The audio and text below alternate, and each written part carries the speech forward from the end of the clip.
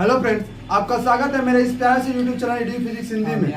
आज हम उत्तल दर्पण और अवतल दर्पण द्वारा प्रतिबिंब बनने के बारे में पढ़ेंगे। तो आज हम अवतल दर्पण द्वारा प्रतिबिंब बनना सीखेंगे। इसमें 6 स्थितियां होती हैं, 6 स्थितियों का किरण आरेख खींचना सीखेंगे।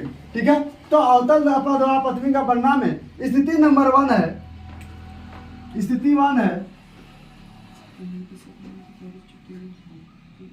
स्थिति 1 है कि जब वस्तु अनंत पर स्थित हो। कहाँ स्थित हो? तो जब वस्तु अनंत पर स्थित हो।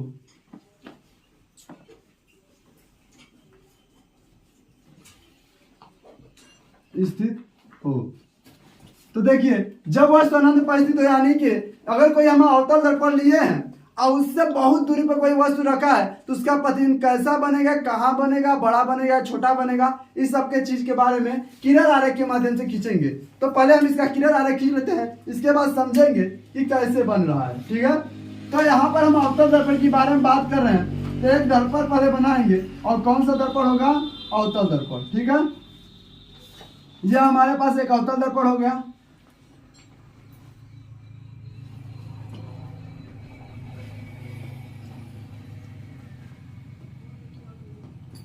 इसको हमने कलई कर दिया, और यहाँ पर दर्पण का क्या होता है? ध्रुव होता है, इसे P से डिनोट करते हैं, और यह होता है मुख्य अक्ष। यह हो गया मुख्य अक्ष। ठीक है,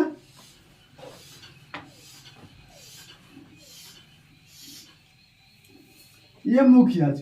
अब कह रहे हैं कि जब वस्तु अनंत पर स्थित हो तो इसकी फोकस दूरी यहाँ पर होगी, और यहाँ पर केंद्र हो गया। वस्तु यहाँ पर कहीं रखी हुई है। ठीक है, यह वस्तु है जो कहीं अनंत पर रखी गई। कहाँ रखी गई है? तो इन्फिनिटी पर। इन्फिनिटी मीन्स अनंत। अब यहाँ से दो प्रकाश की किरणें आएंगी जो क्या करेंगी? दर्पण से टकरा करके एक प्रतिबिंब का निर्माण करेंगी। ठीक है, तो एक प्रकाश किरण जो आएगी सीधे फोकस से आएगी, और नियम में हम बताए थे कि फोकस से आने वाली प्रकाश किरण दर्पण से परावर्तन के पश्चात समांतर चली जाती है। ठीक है, और दूसरी प्रकाश किरण कहाँ से आएगी? केंद्र से आएगी। वक्रता केंद्र से आएगी और वापस उसी मार्ग पर लौट जाएगी। यानी केंद्र से आई थी और दर्पण से टकराकर वापस लौट जाएगी, और फोकस से आएगी तो परावर्तन के पश्चात मुख्य अक्ष के समांतर चली जाएगी। ठीक है, दोनों प्रकाश किरणें एक दूसरे को जिस स्थान पर काटी हैं उस स्थान पर प्रतिबिंब बन जाएगा। यानी यहाँ पर प्रतिबिंब बना है, फोकस उठा किनारे लिख लेते हैं। यह हो गया प्रतिबिंब। प्रतिबिंब की लंबाई अगर हम ए बी मान ले तो यहाँ पर ए डैश और बी डैश हो जाएगा। ठीक है, ये होती स्थितियां। यानी कि जब वस्तु अनंत पर स्थित होगी तो प्रकाश किरण आएगी। पहली प्रकाश किरण फोकस से आएगी और समांतर चली जाएगी, दूसरी प्रकाश किरण केंद्र से आएगी और वापस लौट जाएगी। दोनों प्रकाश किरण जिस स्थान पर काटेगी उस स्थान पर प्रतिबिंब बनेगा, और मुख्य अक्ष से वह प्रतिबिंब जहां बना है वहां तक की लंबाई को प्रतिबिंब की लंबाई कहते हैं। चलिए इसको लिखते हैं, कैसे है ये देख लेते हैं। तो लिखेंगे, जब वस्तु अनंत पर स्थित हो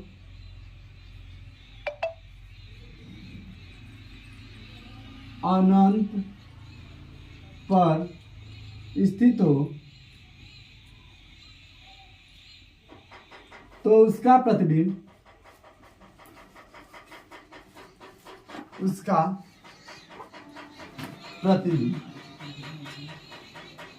इतने चीजें कॉमन है। अनंत पर यानी जहां पर वस्तु लिखी होगी है इतना लिख लेंगे, फिर स्थित हो तो उसका प्रतिबिंब। यह चीज कॉमन है जो सब में लिखना है। इसके आगे क्या करेंगे? तो देखिए, जब सीधी रेखा काटी, हम आपको बताए थे कि पहले प्लेलिस्ट में जाकर देख लीजिएगा प्रतिबिंब का बनना।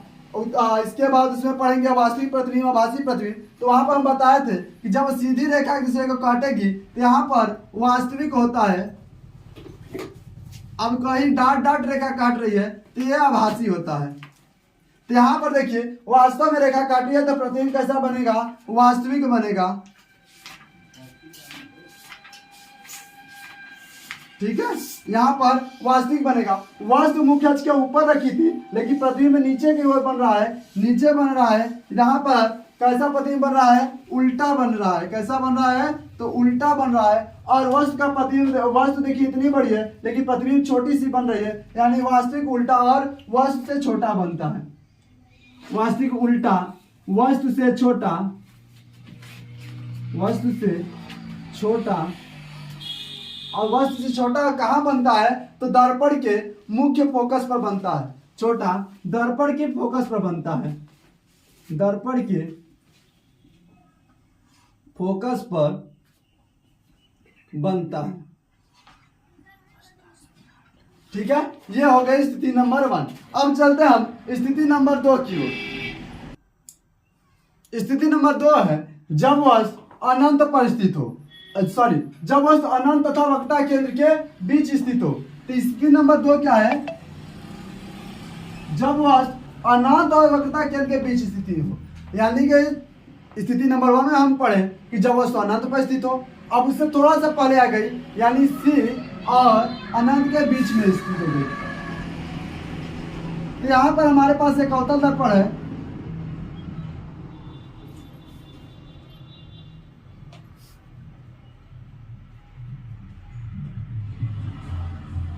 यह अवतल दर्पण हो गया और ये हो गई मुख्य अक्ष। ठीक है, यहाँ पर अनंत था और इधर हो गया हमारा कहीं सी और यहाँ पर यफ।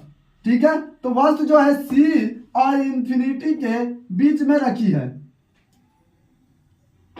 वस्तु हो गई ए बी। तो जब वस्तु अनंत तथा वक्रता केंद्र के बीच स्थित होती है तो उसका प्रतिबिंब कैसे बनता है। तो देखिए स्थिति नंबर 1 में एक प्रकाश की एफ से आई थी, दूसरी प्रकाश की सी आई थी, लेकिन इसके बाद जितनी स्थितियां पढ़ेंगे सब में एक प्रकाश की समांतर आएगी और एक फोकस से होकर आएगी। ठीक है, सॉरी, वक्रता केंद्र से होकर आएगी। ये आ गई समांतर प्रकाश किरण। अब मुख्य अक्ष की समांतर वाली प्रकाश किरण कहां से जाती है, तो फोकस से जाती है। अब स्थिति नंबर, यहाँ पर रूल नंबर 1 लगा है, अब इसके बाद रूल नंबर 3 लगता है। वो कहता है कि वक्रता केंद्र से आने वाली प्रकाश किरण परावर्तन के पश्चात क्या करेगी, वापस उसी मार्ग पर लौट जाएगी। ठीक है, अब ये दूसरे को जहां पर काटेंगे वहीं पर इसका प्रतिबिंब बन जाएगा। वस्तु ए बी थी, अब प्रतिबिंब है ए डैश बी डैश। आप देख पा रहे हैं कि वस्तु का प्रतिबिंब कैसा बना है, तो छोटा बना है। कहाँ बना है, वक्रता के अंदर फोकस के बीच बना है और वास्तविक बना है। तो लिखेंगे, क्या लिखेंगे,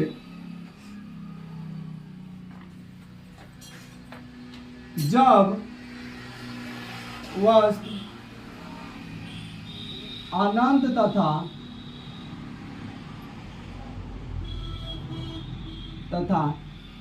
वक्रता केंद्र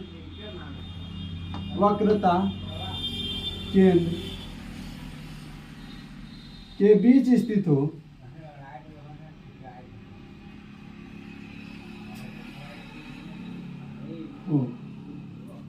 तो क्या सीधी रेखा काट रही है, इसमें डाट रेखा नहीं काट रही है। जब सीधी रेखा काटेगी तो कैसा प्रतिबिंब बनेगा, तो वास्तविक। कैसा बनेगा, वास्तविक। और मुख्य अक्ष के ऊपर वस्तु रखी थी, प्रतिबिंब नीचे बन रहा है, ए डैश बी डैश नीचे की ओर है, वस्तु ऊपर की ओर है और प्रतिबिंब नीचे की ओर है। यानी कि कैसा प्रतिबिंब बन रहा है, तो उल्टा, वास्तविक उल्टा। और वस्तु इतनी बड़ी थी, प्रतिबिंब कितनी बड़ी बन रहा है देख लीजिए, तो वस्तु से छोटा, वस्तु से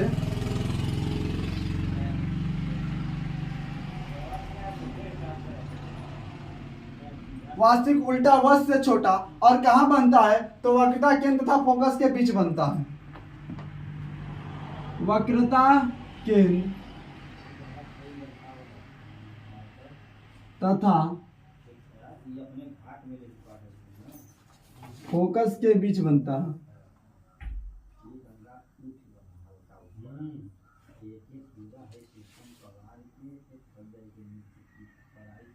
ठीक है, अब चलते हैं स्थिति नंबर 3 की ओर।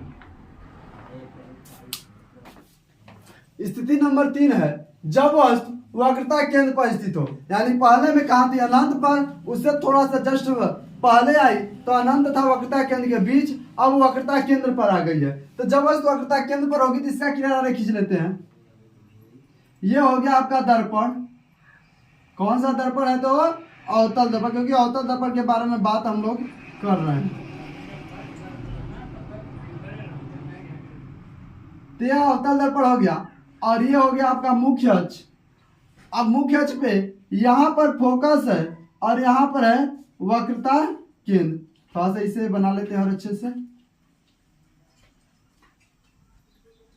ठीक है। यहां पर मुख्य अक्ष और वक्रता केंद्र हो गई। तो यहां पर देखिए जब वस्तु वक्रता केंद्र पर रखी जाएगी तो यहां से दो प्रकाश किरण निकलेगी। पहले तो मुख्य अक्ष के समांतर आएगी और जो टकरा के कहां से जाएगी? फोकस से। और दूसरी कहां से आएगी? फोकस से आएगी और वक्रता केंद्र से चली जाएगी, ठीक है। यानी कि पहली किरण जो है मुख्य अक्ष के समांतर आएगी और फोकस से होकर चली जाएगी। दूसरी प्रकाश किरण फोकस से आएगी और परावर्तन के पश्चात मुख्य अक्ष के समांतर चली जाएगी और दोनों प्रकाश किरण एक दूसरे को जहां पर काटेगी वहां पर हमारा प्रतिबिंब बन जाएगा, ठीक है।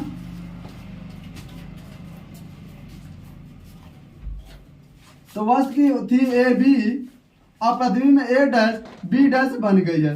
और कैसी बनी है? तो जितनी बड़ी वस्तु दिख रही है उतनी बड़ी प्रतिबिंब है और वक्रता केंद्र पर बनी है। ये जो बिंदु है, ये जो बिंदु है कौन सी है? वक्रता केंद्र। तो लिखेंगे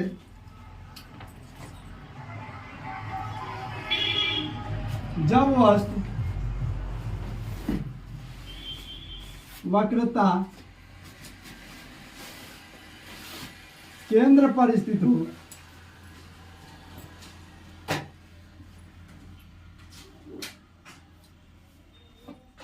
तो उसका प्रतिबिंब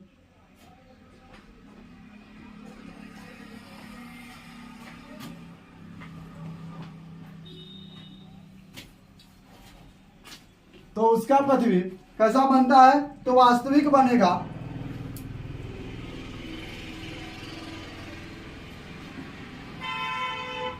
वास्तविक उल्टा।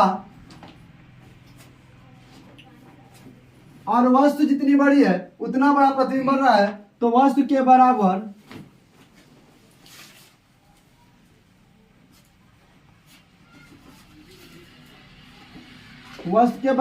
कहाँ बनता है? तो वक्रता केंद्र पर बनता है।